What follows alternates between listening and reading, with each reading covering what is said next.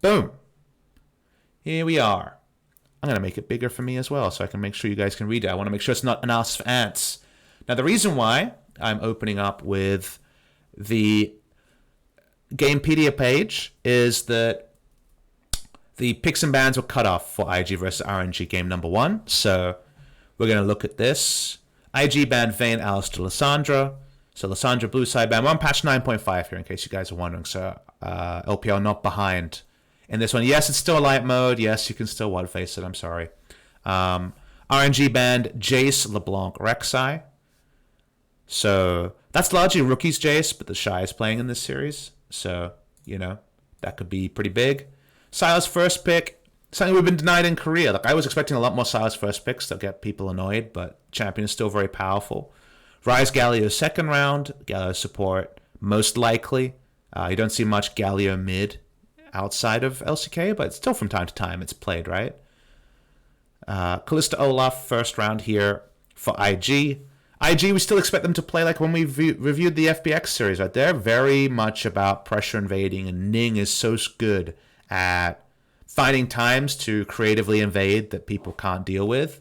So Sylas has priority in a lot of lanes. He can dip out a lane and Olaf, back up Olaf, so that could be big. Lee Sin's just taken as a potential, just a jungle choice here for Karsa. Big pick for him. Second round, now, a lot more infatuation with Nico in the LPL than there is in Korea. So even on 9.5, double AD carry ban. But they already banned Vayne, so they're just trying to keep the options down for Uzi.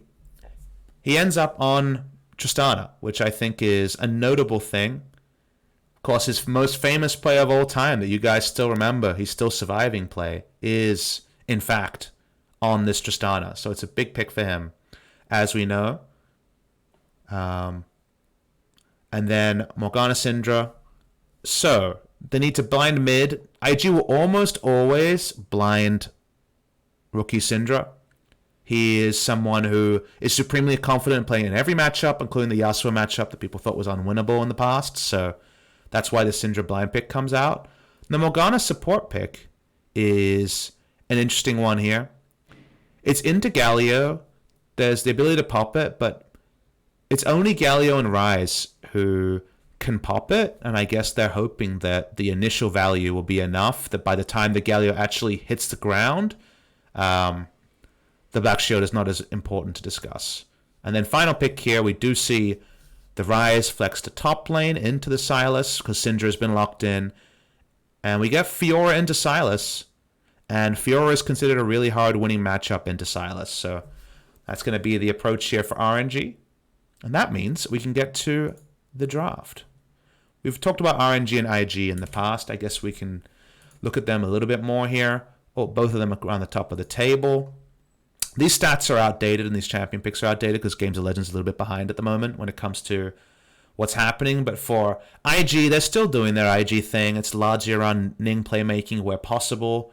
Rookie has kind of had a, I guess if you look at it holistically, a down split, but has had some really good performances, as you would expect.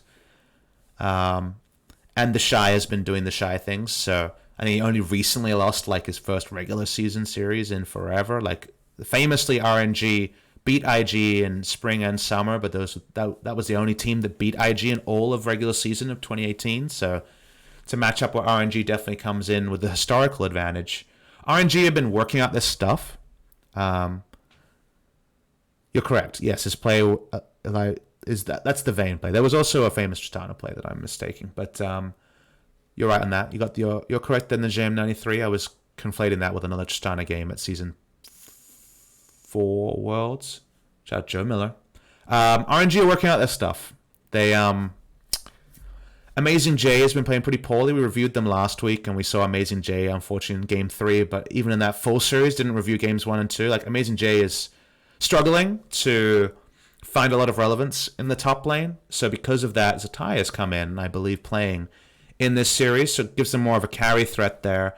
Karsa had some good Zac games, but people were asking me what I thought about them, and I was talking about how I'm not a big fan of Zac in this meta because I feel like it's the opposite of going for a tempo draft, because Zac can't fight for things early. He very much needs to bide his time. Xiaohu been popping off, and that's the person I'm excited to watch in this series because I'm hoping Xiaohu can have some good games. He didn't look so good in that last game that we watched against BLG. Kura's Zoe was popping off there, but if he gets Zoe, we know he'll be big. And Uzi and Ming are awesome, so they're just doing their thing. Let's start off with our first VOD review here. Let's make Raz and Jake a little bit quieter.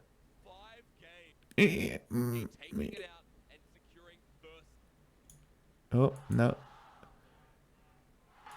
That feel when you want it to be quieter but not muted. That's good enough.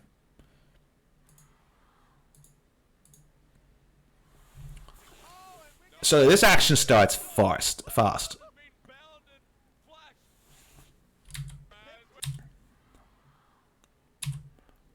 So I have the vision toggle here, right?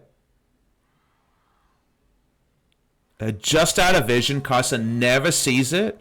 This must have just been a practice thing here. This is a pretty sick understanding there. I don't know if that's a vision ranges thing or just a Carson spot that he usually is scouted out defending in. But it's Olaf, right? And you want to go for some quick tempo plays. We call Olaf a tempo jungler because he's so much better at jungling from ahead than behind. Doesn't really do much if he doesn't have his items. And he can chase people down in long lanes. That's really nicely done to get that start there. Now, Zatai is waiting. Does he have a ward? He does, and he gets to ward over the wall. So, fun trick you can do is you can extend a ward from the Krug pit into the jungle. That gets some very important information here for the pathing of Olaf. Very smart to conspicuously show yourself as Ning, disengaging out of the ward, and then from there reevaluate what you want to do. Like it seems like it's going to be red into blue start, but vertical jungling for the Sylas to overextend into Fiora. Now Sylas in the early levels can outtrade Fiora. It's only as the laning phase goes on that post-ultimate, I think you get some good options here, and the vitals just allow you a lot to return to in the Sylas matchup. So I do like Fiora in this matchup a lot. The fact that there's only one round of vitals for the Sylas on ult means that the ult steal doesn't just make the lane a wash, so it can be a big one there. The runes here are pretty cool from Uzi. Seen this a lot more. It's something I discussed the first time that we saw Hail of Blades Callista, which we're seeing from Jackie Love this game. It's that Hail of Blades Tristana, and just in general, Hail of Blades mean you get a burst trade plus the ability to take Ravenous Hunter and Taste the Blood. Makes any lane more and more of a farm lane. Like it's the modern day equivalent. This is pretty cool all in. Oh, balanced flash. It's the modern day equivalent of going Biscuiteer and also into the Corrupting Potion that we saw happen before, but it also gives you an offensive trading tool on Hail of Blades, so that's why it's popular. With the wards wearing off, we see Ning returning, and now it feels like battle lines are drawn. Uzi and Ming just solo made a 2v2 advantage in bot side by getting the bad summoner usages out of Jackie Love and Battleline. So shout out to Uzi and Ming for doing that. At the same time, it's Ning getting advantages topside around Karsa. So the IG lead has been manufactured purely from a smart level 1 and just doubling down on bullying Karsa. Meanwhile, the RNG lead is from just a 2v2 play. So big shout out to them on that execution. And welcome to Spawn, who's in the chat as well. So laning wise, Syndra's good into Ryze, being considered a counter pick at times. So mid lane priority is going to be there. I like Sylas early into Fiora, so I actually feel like it's 2 priority lanes, especially after first back for rookie, and then Olaf can jungle around the enemy. Lee Sin, so I think a lot of topside focus is behooved for the side of IG. For RNG, they got the summoners down super early, and they played Tristana Gallia aggressively with the Hail of Blades choice to get their own lead. So this is a game that could have just been bot lane, mid lane, top lane winning, and jungle priority, which is just a disaster if you're playing against IG, right? Because this is a team, if you remember them from Worlds or my earlier VOD review, they are all about getting as big a lead as possible and ramming it down your face. So they're not that worried about the fact that Fiora will scale well into top lane, that Ryze will have more flexible lane assignments, and that Tristana will outrange Calista. They don't care. They're all about winning the game pre-25 or guaranteeing there's no kind of scenario where they're not far enough ahead at that time. So because of that, we're going to say big shout out to good old IG's draft, but even bigger shout out to Uzi and Ming for making something out of nothing bot lane. Like, they really needed to do that, and that actually ends up being pretty big here. So now Karsa's still trying to salvage. He knows he can't play topside without a bit of help. Yeah, we're going to just continue on reading in this case. We'll see if I can decrease the sound on this a little bit.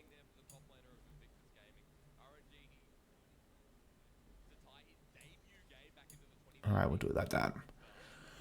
But focusing here on how this game plays out, already it's kind of unsalvaging for Karsa. It's almost an extension of his Zac games because he's at, this is really little for me to work with. My champion can scrap better. He's gone Conqueror on Lee Sin, which is something we see Tarzan and a few other Korean junglers do, which does mean that you have some battle stats, could scrap a bit harder, but it doesn't necessarily rewrite any stories, and he's had to take a really creative path here to make it bot side, but this is a good gank angle.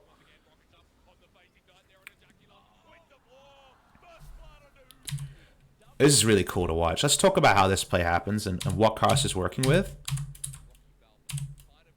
Remember that Karsa at this point is like, okay, I can't go on my top side of my jungle, and I already don't want to play top side, I want to play bot side, but I know there's a control ward placed. That control would have been communicated, the one in the brush that we can see above Kalista and Morgana. So with nothing, this is such an interesting spot because Karsa has nowhere else he can go. There are no jungle camps up that he can get to. So on the one hand, his opportunity cost of making this gank is low and high. The reason why I say that is there's nothing else he could be doing with his time that will realistically work. He can't gank Syndra. She's tending towards the Olaf on the top side. He has no camps to take. But if he doesn't get this gank off, he doesn't get anything. But there's nothing else he can get. So it's one of those things where it's by far the best use of his time and there's nothing else he could be doing. So because of that, they rush down the bot lane here. He just needs to not die, and he gets in what? An E and an auto, and ends up being enough. Shout out to I think a lot of junglers here kind of just like sit at their next respawning bot side camp and feel sad about themselves, but Karsa made something out of like almost nothing. Like, it was so likely that he was not going to be able to get anything off there, and they get to return to the summoners. And all this is possible because Uzi and Ming got that great early trade. So shout out to Karsa for making it happen, but it's more shout out to Uzi and Ming for like actually making there to be a spot defensively to make things happen. But it's on a recall, and even in the area that's the weakest for IG, I think it's still a pretty good 2v2 lane if summoners are all up, but the weakest area has to be the one around this around the Drake. IG still get the objective on the bot side that Ming and Uzi have worked so hard to take over, and there should be no answering objectives available to be taken topside till much later when items start to come in for Fiora Rise. So this feels like this is an even bigger moment for IG because there shouldn't be any fallback objectives left. They're being one by one just removed from the map. So good quick call from Ning to take that, because that's the only time when you're safe to make the play. Otherwise, you're just super afraid of ultimate coming up from Ming or Uzi walking out of lane first because you don't have priority bot side. They make the play at precisely the perfect time. And speaking of plays,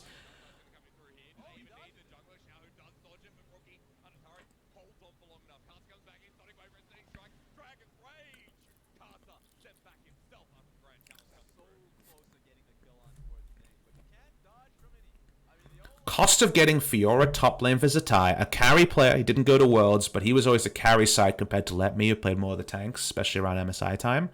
The cost was for Xiaohu to be in this, blind pick Rise territory, and because it's Rookie, who is like the best Syndra player in the world by far, it's tricky. And yes, Syndra did miss the stun. It didn't matter. They were going to pick up the kill anyway, so I guess it was just I want to get away from turret aggro thing from Rookie.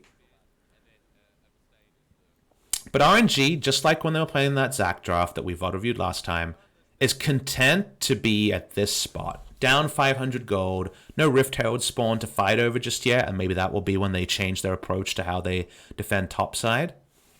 Let's move speed up a bit.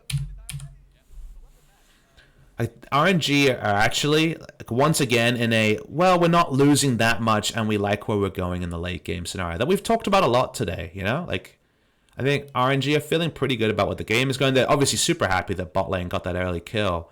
But it's on IG to continue making these tempo plays where Olaf might as well be Ning's Kane. It's how much can we get in the early game to open up a gold lead where the enemy didn't draft for anything.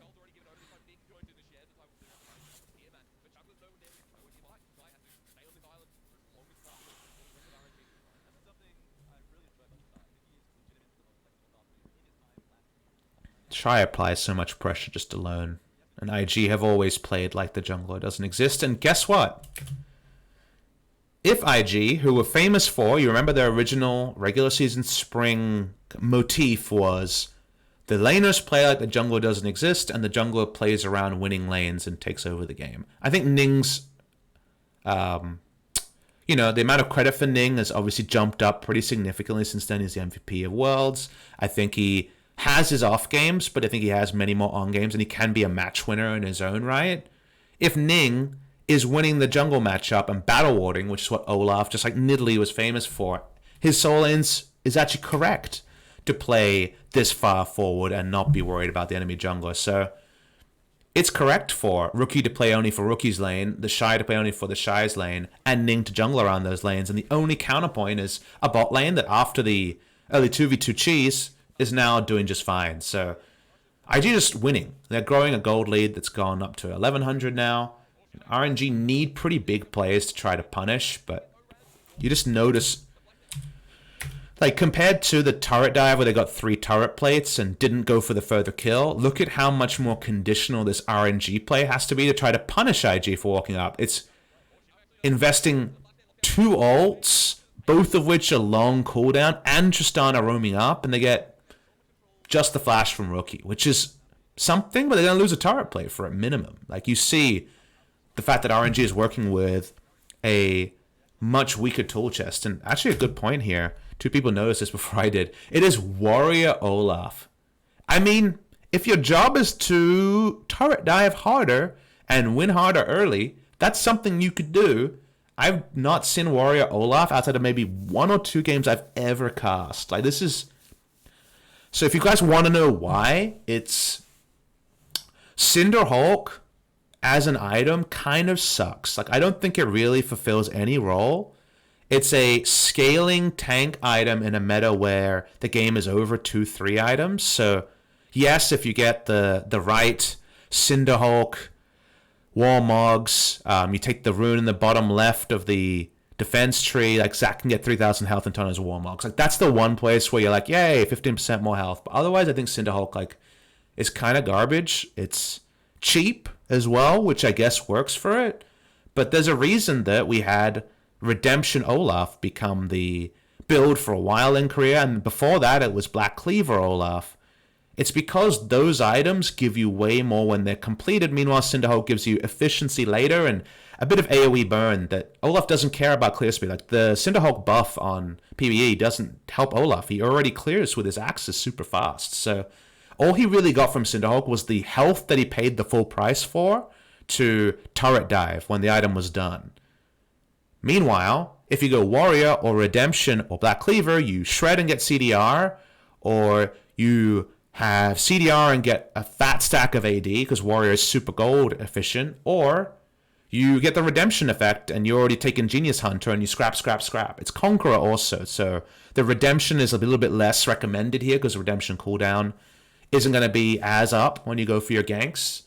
So if you're going to go Conqueror, I don't mind Warrior as a choice. It just means that you do a lot of damage and you die real fast.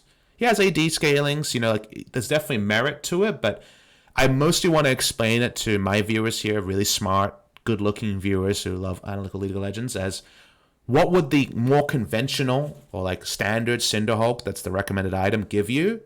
Not that much. What does Warrior give you? Something else that can be used but can also be taken advantage of, right? So you're getting more stuff for Warrior. Doesn't necessarily mean that you won't be super squishy and die in a team fight, but right now, if you pick the right gank timings, or if you find Lee Sin in the jungle, those kind of like who hits the first Q interactions that used to be like Bami's Cinder versus Caulfield's Warhammer, Olaf versus Lee Sin. Not very different when it's Warrior Olaf. The Shy continues to push up. Yeah, you're just bumping out people. Do notice has gone for Proto Belt. This is one that's going to get replayed. So let's watch it in full speed.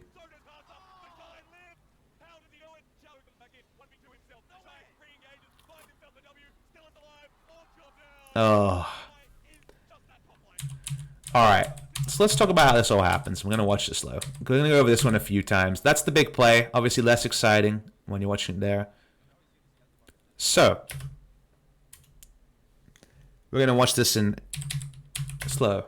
0.75. So, Control Wars is still down. The Shy is still playing like Olaf is topside. Let's see if there's any confirmation to the enemy that he's topside. Olaf comes in, not spotted by the Control Ward. He puts down a ward. I think they have a pretty informed decision that Olaf's around mid. Anyway, the Shy continues to press up, forward, and apply pressure. And you look at the item breakpoints here. It's Tiamat for wave clear when it's pushed in, double Dorans for a bit more lane insurance, and a null magic mantle. Compared to double Dark Seal. I think double Dark Seal, her champion with a heal probably gives more than double Doran's Blade, so I think you definitely take the double Dark Seal there. It's a different stat portfolio, but he has the health coming in from the Kindle Gem, and he's got the trading power that the Revolver provides, right? It's Grasp on both top laners, no Aftershock on the Shy, like you see in mid lane and jungle, if it's going to be this play. And the Shy just takes, you know, his usual trades. He feels really strong in this matchup early, as he should. He pops the ulti. He's not going to be actually able to pop. It takes the reverse ulti, and now he's like, all right, Zatai's not even really a champion. He's used his ult, and he's not even being able to proc all the vitals. But then Karsa shows up. So the first play sees Karsa. Doesn't want to be kicked into the turret with the vitals still present, so gets the flash in early. Good flash timing. Let's talk about what he's doing here. Is he trying to catch Karsa? So he's trying to interrupt Karsa. Second Q here. So this is, you know, this is fortunate. For sure he's trying to interrupt Karsa's second Q to stop the damage from coming in. Oh, it wasn't a flash. Okay, let's go over it again. Watch it again. This is just the E then. We'll watch the replay. So he wants to get away from Karsa. It's just the E. Okay. Even better, right? Didn't have to flash. Good point. Now, the second E here, I think, is much more about interrupting Karsa's second part of damage, because you can interrupt the Q resonating strike that way. He doesn't get that off, and then Rookie, who's someone I haven't looked at all, makes the roam topside and allows this to happen. Let's look at when Rookie starts to come.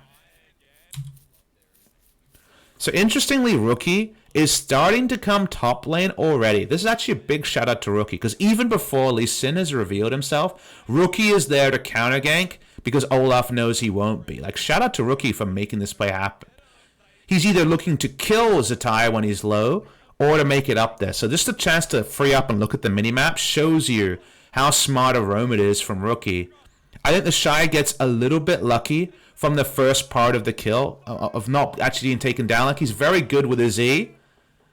But you actually watch the replay and you're like, well, watch the end of the play. He has his heal back up. They play this well. He understands his tankiness. The little positioning here is really good. Because let's look over the play and evaluate it from a purely slow motion perspective. The E comes in. Perfect timing there. Well played. He's going for Karsa with the second part of the E, but interrupts Zatai. So far, he hasn't done anything remarkable, I would argue, at this point. Gets his cooldown back up, gets the kill there. It looks sick in full speed, don't get me wrong. The re-engage here is really good. This is the part where actually, you know, everyone is watching the first part of this clip and they're in awe of the Shy, like getting those 2 kills or getting the 2 kill involvements, and I understand that.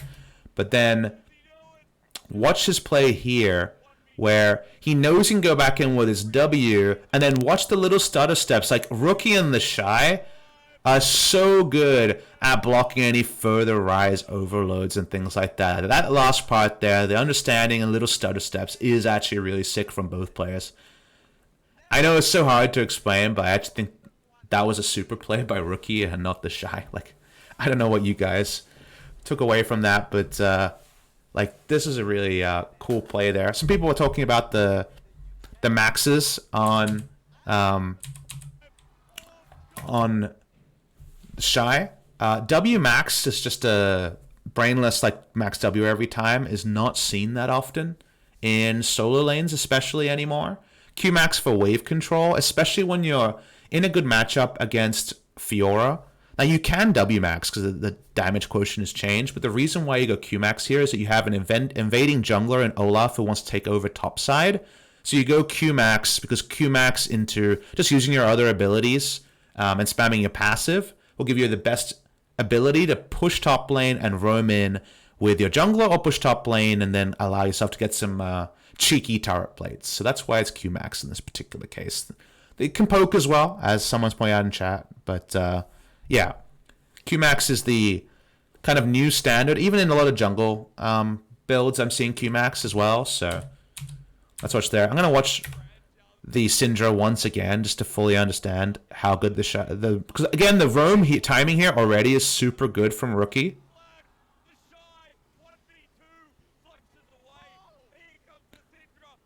Like, if Rookie leaves mid lane any slower, the Shy for sure dies. And then this whole play ends up in a, what, 2-for-1 for the enemy team. So the Rookie's early roam with no flash Syndra is super sick. The stun accuracy is assumed because he's a god of this champion. But, man. This is a really, really cool play, though. Like, and I get to hear Raz speaking super fast about never taking out the Shy.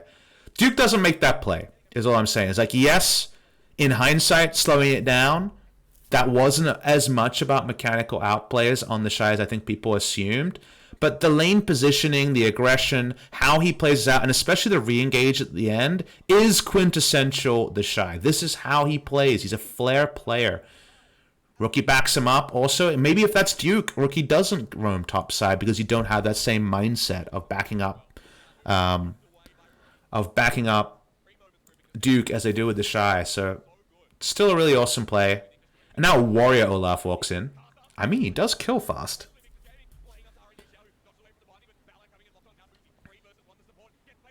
Oh! Now this is dirty. Okay, this is dirty. This is some PogChamp stuff right here. We're going to watch this one slow again. So let's talk about how this play happens. He knows Karsa's made this move over. It's Warrior Olaf versus Warrior Lee, and you notice because Xiaohu gets a little bit of damage, and this is way closer than you might imagine. It does take him down.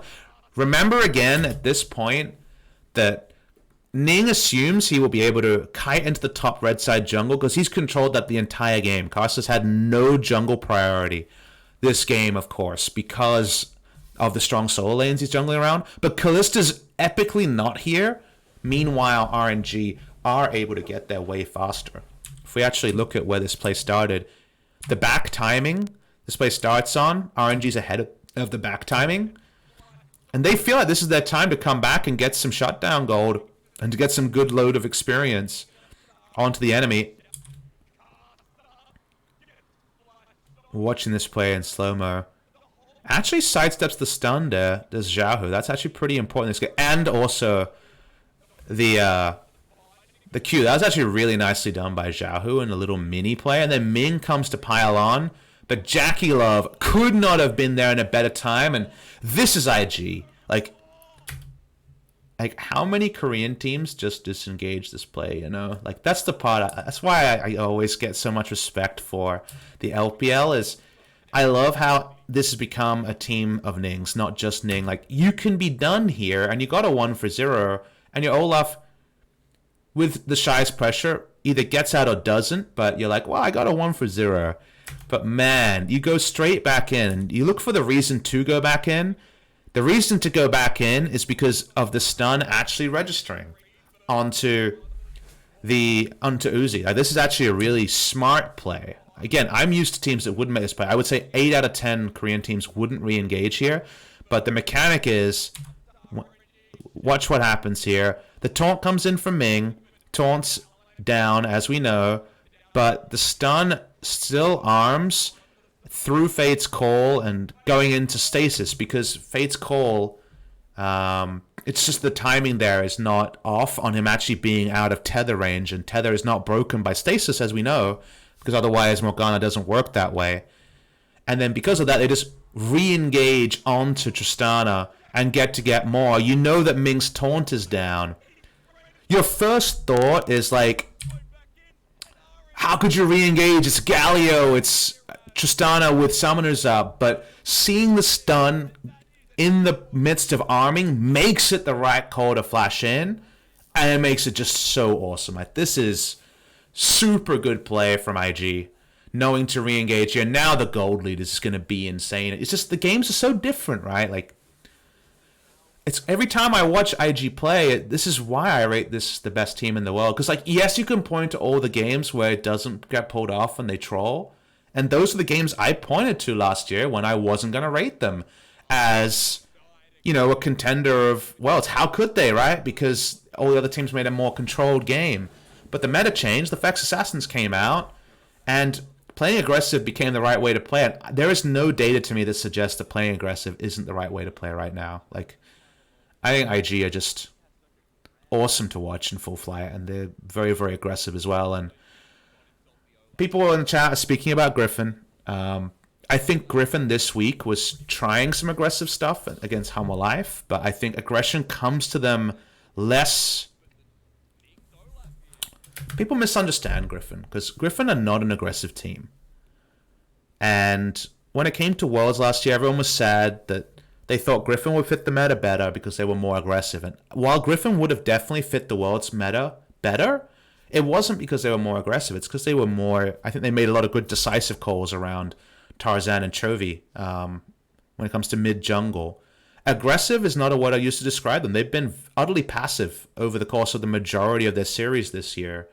And if you look at them in a challenger, which obviously is pretty outdated at this point, that they were a very passive team there that would farm up till they were ready to team fight. Team fights are still what they're known for if it's not Tarzan super outpathing the enemy jungler. And I think Ning is so creative in his paths and sometimes, like, you know, reminds me of MLXG, like sometimes creative to a fault, but most of the time creative in the right way. I can see IG confusing Griffin. So if they play two best of ones in a regular, you know, in like an MSI group stage, I think at least one goes to IG, probably two. I think in a best of five, if they can find a way to warp the game, if they can find a way to continue playing like they did against Humble Life, I have a bit more expectation from Griffin. But remember that Griffin plays 3 more series before MSI, if they make it, right? They play against Kingzone, I believe, and they follow that up with Jin Air, and then they play the final. They have no other matches. They play 1 best of 5, 2 best of 3s. They had a aggressive match against Humble Life, where I'm like, all right, Griffin, you're doing really well. The next match, it was a bit more of a nothing match, and now, you know, there's not that many more stage games for them. And I think their natural read on the game is still to be assertive to a point, and definitely more assertive than Korean teams were at Worlds last year, but aggressive in the face of stuff like this, I don't think so. So I like IG in the matchup more often than not, but that's not to say Griffin can't do it. I just think that IG just does do it like this all the time. Like, they're such an aggressive team. I got my biases. Like, other people can listen to all that and say, I think Griffin will win for this, and this reason. And assuming your analysis isn't flawed, I'm not saying you're wrong. I'm just saying that how I look at the game and read the game and what I see, not being able to actually see them fight on the Rift, like, I see more issues with what Griffin does than what IG does. And now this game is obviously a huge gold lead, so I imagine we're just going to parlay it through here. Now it's the LPL, so with 10 kills in 15 minutes, anything can happen.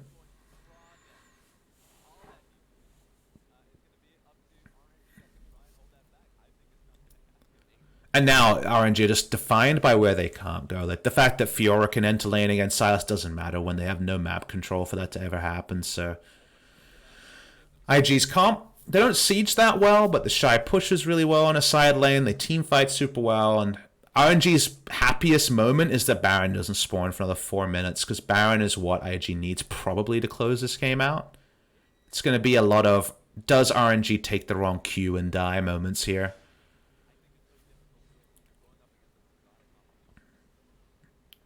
Walk up, use 4 members, have the Sylas rotate around. Way before Zatai is ever ready to fight anyone. He's got nothing. 0 items complete at 16 minutes. This lead is so monstrous. 8,000 gold lead around, what, 14 minutes into the game. Already you're trying for a chance realm warp.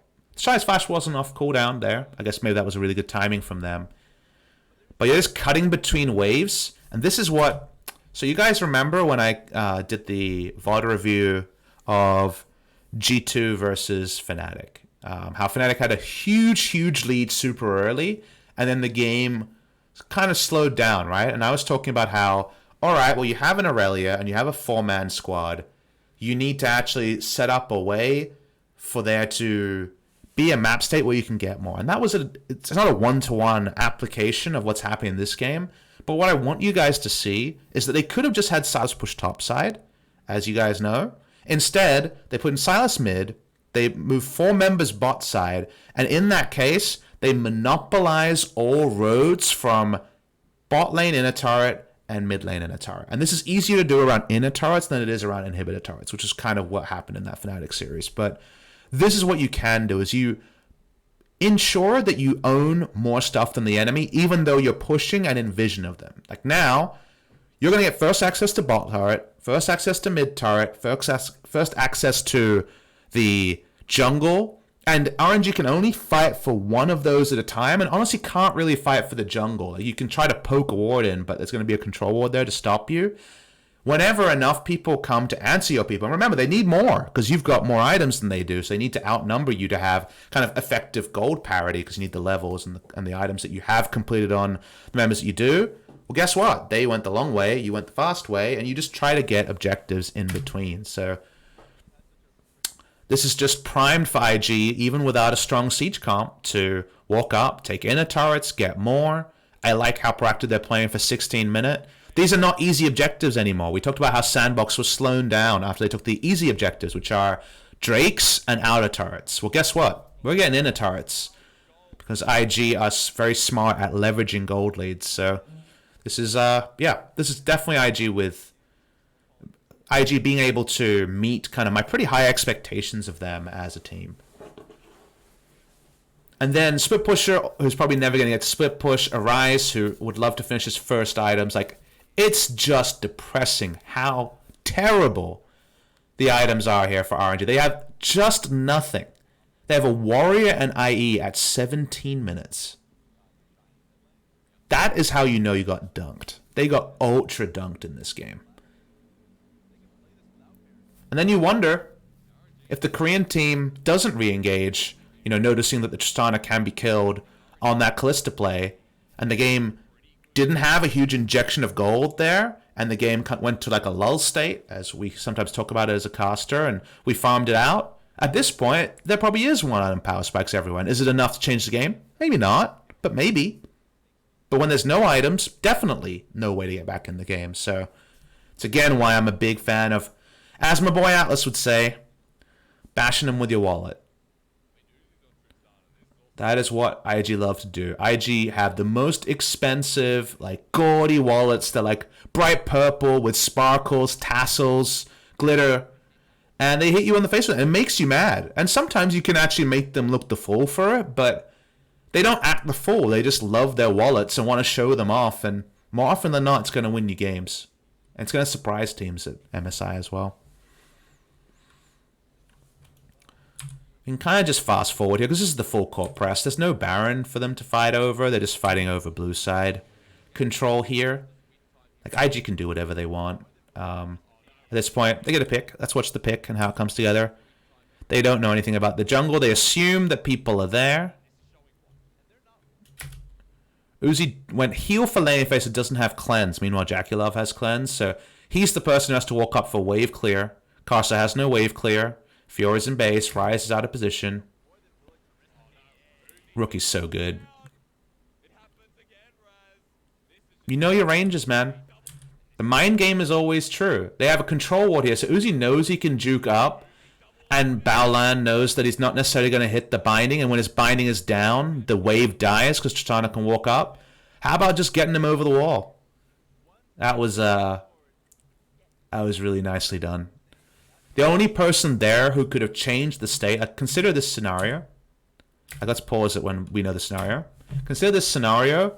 Who can stop Uzi wave clearing? Uzi has supreme confidence in dodging Baolan's binding, so it's not him. Jackie Love can't do anything as Siege sucks. Silas isn't there. Ning can throw an axe. None of those things can do anything. The only person who actually has catch potential on a Tristana, who, remember, can get through any buffered CC as well, is Rookie. So it has to be Rookie, otherwise we're just farming. And Tristana's taking this turret. Beautiful. Clutch. Rookie's a clutch player. Took him a long time to earn that, but he's definitely a clutch player now. I feel like it took him till 2018 to become a clutch player. He had good performances in finals, even in summer final, even when like he wasn't able to actually hard carry that full 5 games and RNG were able to win. It's dumpstered.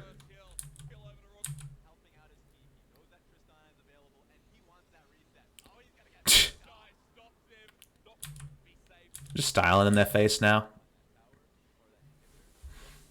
And this is like, I think Korean fans need to watch games like this and be more critical of the teams they have. It's gonna be, that's why, it's kind of why MSI is like such a tragedy, is that I want to see Griffin and SKT play against IG and whoever else, like TOP, RNG, honestly, whoever finished highest out of the teams that are on IG. And it doesn't mean that IG's definitely going to be there, but there's so many what-ifs around those teams, and there's no way to know it. But watching games like this that we see so rarely in Korea, I guess you could say Griffin versus Humble Life, maybe. Like, very rarely when it's top teams do we see a team just dominate the enemy. Especially not a game 1. Like game 2, Griffin has been able to do it a couple of times. But it's just such a different game style to what we see in Korea. And Korea will so often take the defensive choice that I'm always struck by. It feels sometimes like reading LPL games is like every other region is in English and LPL is in acrylic or something. And I'm trying to like look at pictures and try to understand like the iconography of these games, because there's so many different decisions being made, and I think when the wards were there, it was so easy to say they were the wrong decisions. But now with the wards not being there, I feel like they're the right decisions. Well, very, very safe Baron being taken here.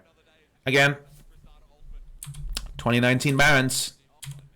You walk up, you have some vision, you can't have complete vision, but you start the Baron, you come with someone with a gold lead to just be able to DPS out people to contest it, and you're pretty sure you'll take it. So, very easy Baron here.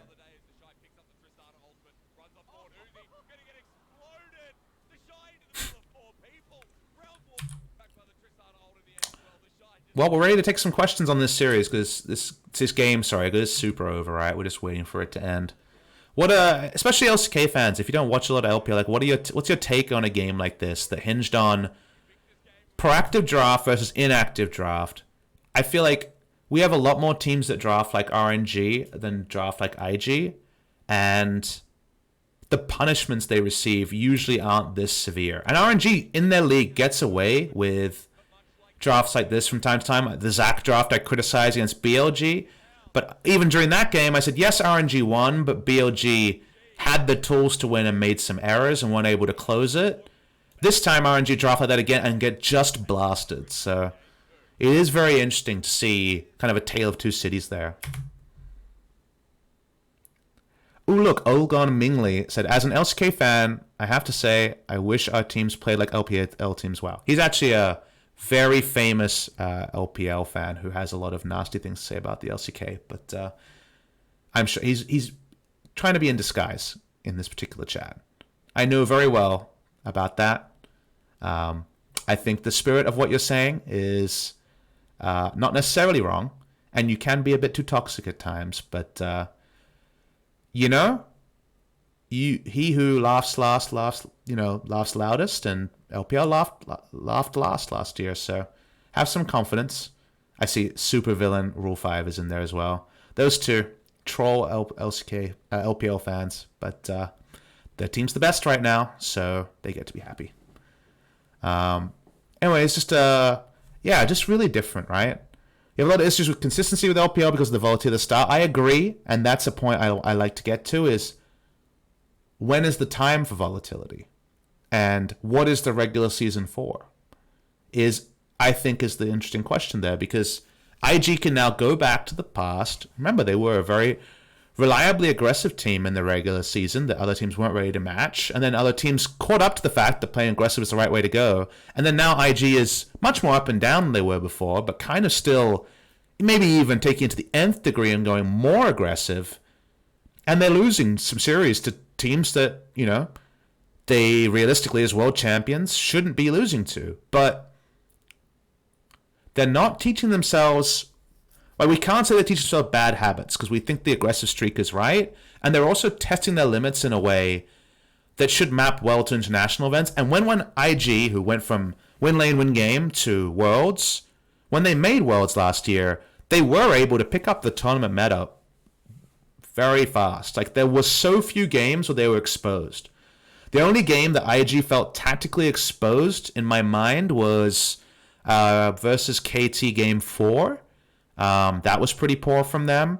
I think Fnatic had their number at some points, but there was 2 to 3 games where they looked a little bit off, but many more games where they were able to flex. So I actually think that IG are using the regular season for the right kind of choices, and I think most of the other teams in China that I see doing well are taking more notes from them than notes from, say, RNG, who much more are trying to slow it down. I'm thinking of TOP play a pretty fast and loose style. FBX is kind of a middle notch between the two. But it's very interesting to see what teams use regular season for and what they don't. And if you remember me last year and also me this year, from summer season to this year, if a team waits out an enemy team with a scaling comp and then wins because the enemy team isn't that good, did they learn something or did they not? Is what I want to leave you with before we go to a short break here. What I want you to think about, we're going to go just a short break. I'll go over some very fast questions and donations and then get to game 2 because it's a short VOD. But question I want to leave you with is, if you're better than the enemy and go for a loss minimization slow strategy and win, what did you learn? Is kind of the question I want to ask. And it's what I tried to ask many teams last year, and I hoped that the Worlds would give us an answer, and it didn't. The LCK teams underperformed. And unfortunately, it's not every team, but I think a lot of teams just see the easy 2-0 in front of them without thinking about the World's best of 5 they could be preparing for instead. So, going to take a short break and come back with game number 2 very shortly. Thank you for watching game number 1 of IG vs RNG. We saw some outplays. There's more coming.